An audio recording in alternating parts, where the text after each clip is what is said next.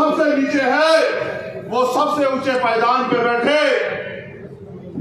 मान्यवर काशीराम साहब कलम के जरिए इस बात को बताया करते थे कि आज व्यवस्था ये है 85% दलित शोषित वंचित समाज है, 15% जो शोषक समाज है। हम लोग मेहनत मजदूरी करते हैं, ये 15% हमारे ऊपर राज करता है जो हाशिए पे सबसे नीचे है। जब व्यवस्था बदलेगी वो सबसे ऊंचे पायदान पे आ जाएगा। मैं आपको ये बताना चाहता हूं, उन्हीं की बात को आगे बढ़ाते हुए मैंने कहा कि सबसे पहला आदिवासी मुख्यमंत्री मध्य प्रदेश में हम और हमारे गठबंधन के साथी बनाने का काम करेंगे, जिससे कि इस इतने बड़े समुदाय के हितों की रक्षा हो। और क्योंकि ये मानवता को मानने वाले लोग हैं, प्रकृति को पूजने वाले लोग हैं, जब ये राज व्यवस्था की सर्वोच्च कुर्सी पे बैठेंगे तो प्रदेश के किसी व्यक्ति का हित नहीं होगा। लेकिन मुझे दुख के साथ कहना पड़ रहा है कि यही एक पर्ची मेरे हाथ में दी गई और मेरे आज तक याद है। यहां गांव पड़ता है डोगर, उस गांव में एक बच्ची के साथ अन्याय हुआ और जब उसको न्याय की मांग के लिए हमारे लोग सड़कों पे आए तो सत्ता के इशारे पे पुलिस के लोगों ने हमारे लोगों पे गोलियां चलाई और एक भाई तो हमारा मौके पे ही शहीद हो गया, जिनको मैं मुख्यमंत्री बनाना चाहता हूं। ये सरकार उनके साथ खून की होली खेल रही है। मैं बस अपने लोगों को ये कहना चाहता हूं कि इनसे सावधान हो जाओ। आजमाए लोग को दोबारा नहीं आजमाते हैं। ये अगर आज आपकी बात करेंगे तो बाबा साहब अम्बेडकर के अथक प्रयास से उनकी बच्चों की कुर्बानियों की वजह से जो वोट आपको मिली है, ये उस वोट को लूटने के लिए आपके कस्बों गलियों मोहल्लों में आपके घरों तक पहुंचेंगे और आपके पैर भी पकड़ेंगे, आपके पैर भी छुएंगे, आपके पैर भी धोएंगे। आपको चाचे ताई बुआ मामी फूफी पता नहीं क्या क्या बताएंगे।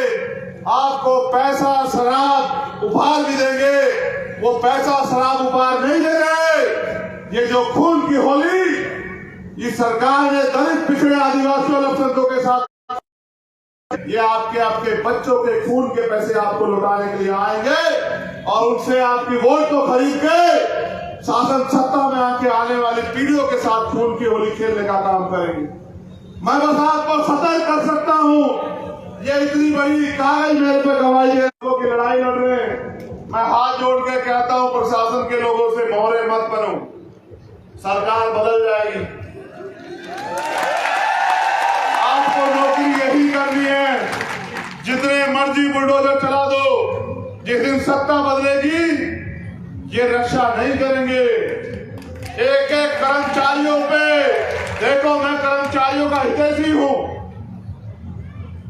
मैं मानता हूं कि कर्मचारी सरकार के अधीन है।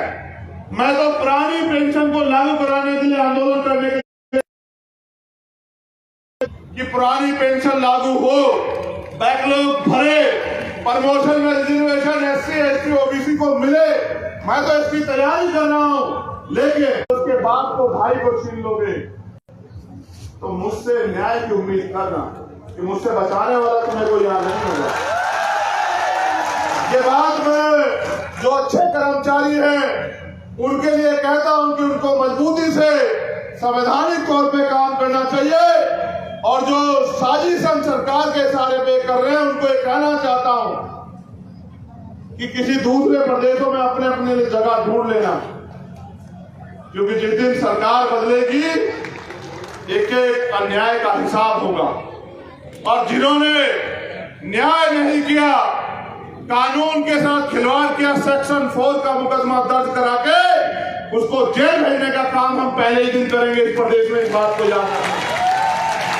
आप जानते हैं ना, जो मैं कहता हूं मैं वो करता हूं। हाथ उठा के बताओ, जानते नहीं जानते हो?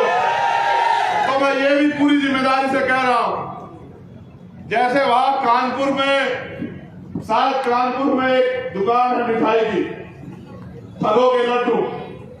उन्होंने लिखा है ऐसा कोई सगा नहीं जिसको हमने ठगा नहीं।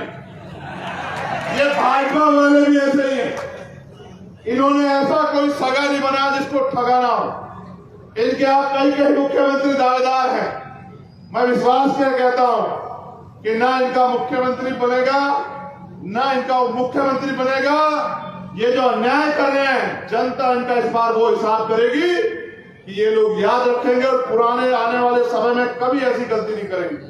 सम्मानित साथियों, एक आंदोलन अधूरा चल रहा है, मैं अपना 100% दे रहा हूं, आप कटौती कर रहे हैं काम में। मैंने कहा था मुझे डाटा बना के दे देना, क्योंकि जब मैं किशन भाई के घर गया था, मैंने जब उस बहन को, उनके बच्चों को, उस दादी को खून के आंसू रोते देखा, मैंने वादा किया था कि हर गरीब को पक्का मकान मिलना चाहिए। मैं अपनी बात पे आज भी खड़ा हूं। आप मुझे डाटा देने में देरी कर रहे हैं, शायद आप भी मेरे और इनके बीच में मेरी ताकत कमजोर करने का काम कर रहे हैं। जितना जल्दी आप डाटा बना के दोगे उतना जल्दी हम लोग इनका घेराव करेंगे, उतना जल्दी इनकी सरकार की नींव लाने का काम करेंगे, उतना ही जल्दी हमारे लोगों के लिए पक्के मकान की व्यवस्था होनी शुरू हो जाएगी। यहां बैठे कितने लोग कच्चे मकान है, कोई हाथ उठा के बताएगा क्या? एक सारे कच्चे वाले नहीं हो सकते हैं। जिनके कच्चे हैं वही उठाओ, पक्के वाले मत उठा देना। बताओ, हजारों लोग तो यही हैं जिनके कच्चे मकान।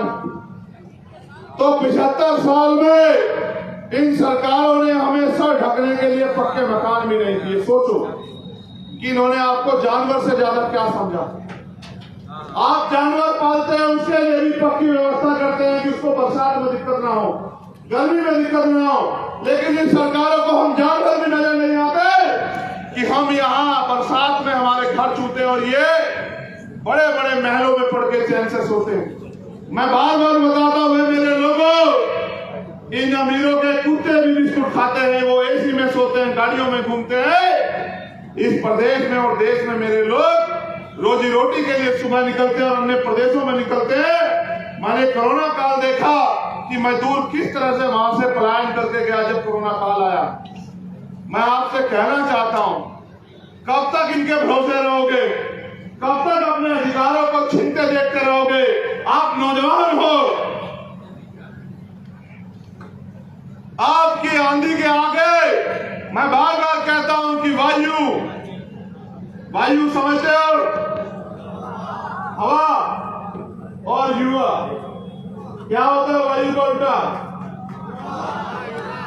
वायु और युवा को कोई कैद नहीं कर सकता है।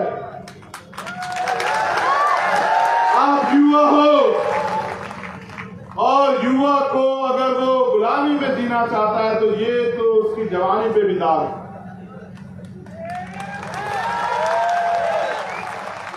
मैंने चीज के आप लोगों को तैयार किया। 16 महीने काल कोठरी में ये बात सोच के बिताए कि मैं अपने खून का कतरा कतरा और अपने ज्ञान का एक एक पल अपने भाइयों के बीच जाके उनको समझाने के लिए तैयार करूंगा। आपको क्या लगता है, बिना इनसे मजबूत फर्जी इनकाउंटर हुआ कि वो मेरा छोटा भाई अपनी मां के पैरों को छू के गया भारतीय सेना में वीर बनने, और इन निकम्मी सरकारों ने उसको ये समझ के कि इसकी कोई देखरेख करने वाला नहीं, उस गरीब नौजवान को, उस बहादुर भाई को बस ऐसे अन्याय का सामना हमको रोज करना पड़ेगा। मैं तो ये सोचता हूं कि आज नहीं तो कल आपके अंदर ये बल पैदा हो जाएगा कि आप मेरी तरह सर पे कफन बांध के निकल पड़ोगे। ये नीली पगड़ी नहीं है, पैसा है, उनके पास पावर है, उनके पास मीडिया है, मेरे पास आपके सिवा कुछ नहीं। इन माओ की, बहनों की दुआएं, बुजुर्गों का आशीर्वाद, नौजवान भाइयों का प्यार, इसके अलावा मेरे पास कुछ नहीं है। लेकिन क्या मैंने मुकाबले में कभी हारने दिया तुम्हें? तो तुम भी तो मुझे हारने मत दो। आप जब नहीं निकलोगे गांव में की हालात क्या है और किस तरह से संविधान को खत्म